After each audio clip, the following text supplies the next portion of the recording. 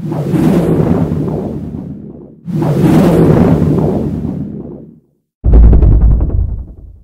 you leave, I need to get a picture of you with Admiral Sakmar. Oh, right. So that for the guy that I'm dating, who will like poop his pants with excitement. So this is from the craft book that I did. I'm Bonnie Burton. I'm the host of Geek DIY, which is a geeky craft show, and I'm the author of the Star Wars craft book.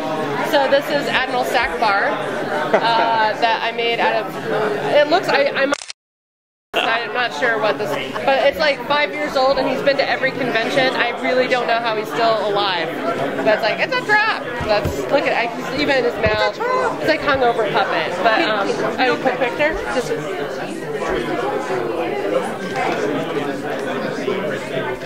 Thank you. Yeah, cool. Yeah, I bring him to every convention. Let's be honest, I bring him to bars. If you want a free drink, bring a puppet to a bar and you'll get a free drink, I swear. Is he a good wingman? No, not at all. Like, he'll leave me alone. People take him away from me, and people have drunken out of him. Because you know how you need like a paper bag around your alcohol to be outside? Admiral Sakmar has been used as a bottle. Yes, he's been. I might have pictures of this. People have drunken out of him at Convergence, which is a convention in Minneapolis that I went to right before this. They have something called Drinks with Geeks, where they basically make you drink alcohol on a panel, and then you have to give your review of it. And it's almost all comedians, and they don't tell us what we're drinking. So that's why it's hidden. But yeah, I don't know if you can see, but that's someone drinking out of Admiral Sakmar. Admiral Sakmar. I know. I feel like he was violated a little bit. He was violated. But anyway, yeah. So he's not a good wingman. No. So I don't know if you know this, but Elliot Serrano and I are doing the Keep Your Pants On podcast, which is all about geek dating. Yeah. And he was telling me that actually my bad dating stories are almost worse than yours. And I would like to talk to you about this briefly because I would like to know, what's your most recent bad dating story? And so I do speed dating a lot because it's quick and I'm a lazy dater. And I usually weed out the normals from my geeks.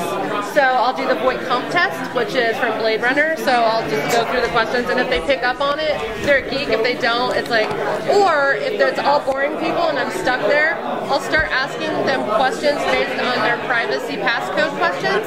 So I'll just like ask for their first pet's name, like where they grew up, their mom's maiden name, and usually who their favorite teacher was. Yeah, and I usually get it all until I get to mom's maiden name, and then they clue in.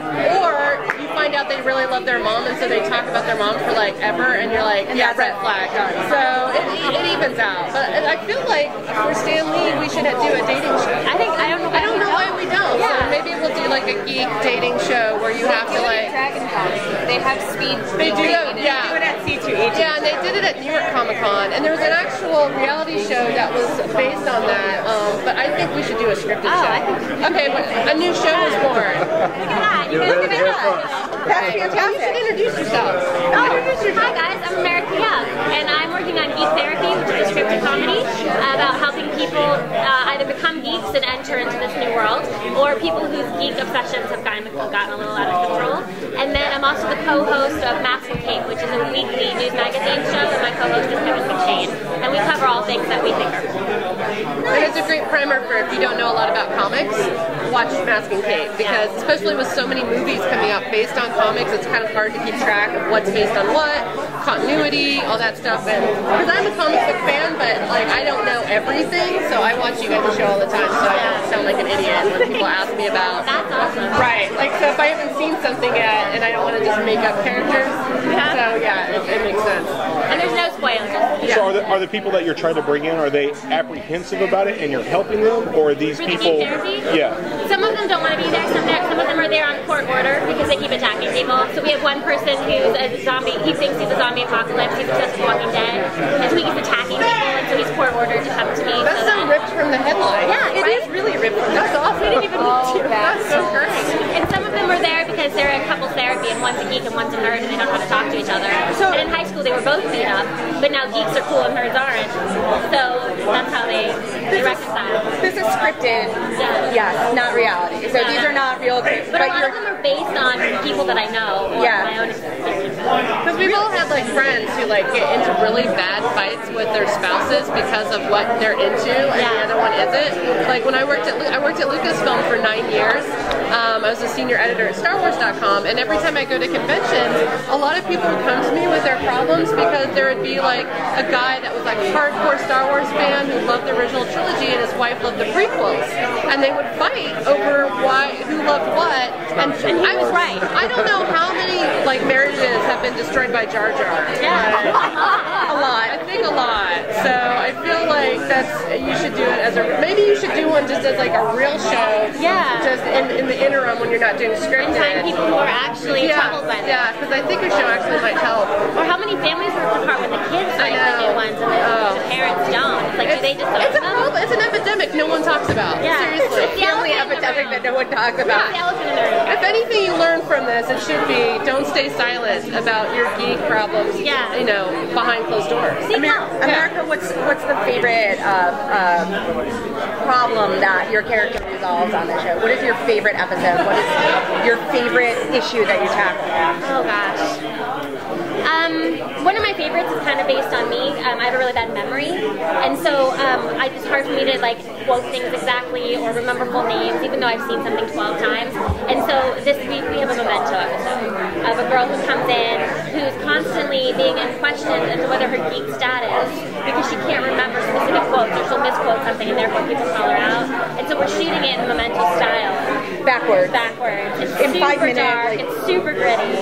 In 5 minutes we're shooting it that way. Nice. So that's, I think, probably one of my favorites, but we have quite the spectrum, because I also love, we have one who's a guy who's a player who can't talk to girls anymore, because all girls want to do is talk about Firefly and Battlestar Galactica, and he doesn't know what this means. And so when a girl says, do you have a guy named Vera, he thinks we're talking about his package, and in ours not. So there's also like helping ease people into the new culture that's taking over the world. How do you feel about that, geek culture taking over the world? I personally love it. I personally love it because I have so many friends. I make my living doing stunts and voiceover, and I have so many stunt friends who are like jocks who come up to me and be like, I really like the Avengers, is that okay? And I'm like, yes, it's okay. And you might also like Doctor Who, really? And I really like Doctor Who, what else can I watch? So I really like, because they genuinely like them. And it's not like they're doing it out of popularity because that's what's hip now. It's like they actually are finding that it's okay for them to like these things. And I like that. Yeah, I mean, I feel like it's becoming more okay for girls to come out of the geek closet, because when I was born a geek, so I grew up in Kansas.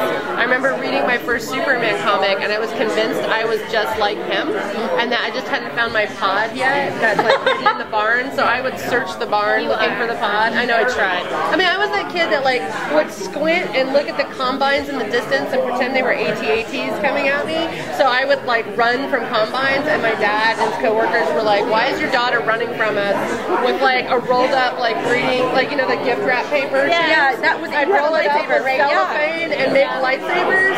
But I'd have like crafting even then. I had a brown like bathrobe, and so I would do the bathrobe Jedi thing and run at combines. Like, I mean, I'm seriously, the fact that like I wasn't put in a home for special children. But yeah, so I've always been that way. So it was nice to finally find other girls, and it wasn't until like high school or college when I worked at a comic book shop that I found that other girls were like, oh, a girl works here, we want to come in, because comic book shops used to be kind of creepy, and so yeah.